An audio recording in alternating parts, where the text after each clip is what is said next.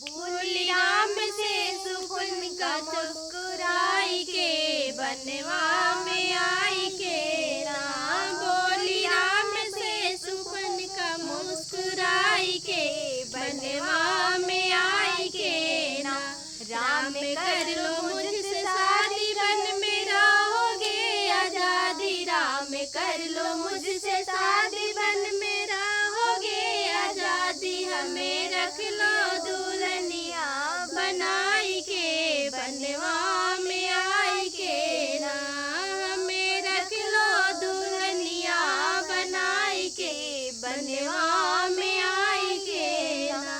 राम माने नहीं बात गई लक्ष्मण के पास। राम माने नहीं बात गई लक्ष्मण के पास। लक्ष्मण काट लिए नकिया गुस्साई के बनवा में आई के ना।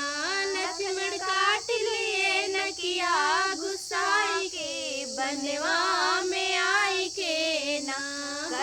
कटाना के और कान टूटा सारा अभिमान। कटाना के और कान टूटा सारा अभिमान। वो तोला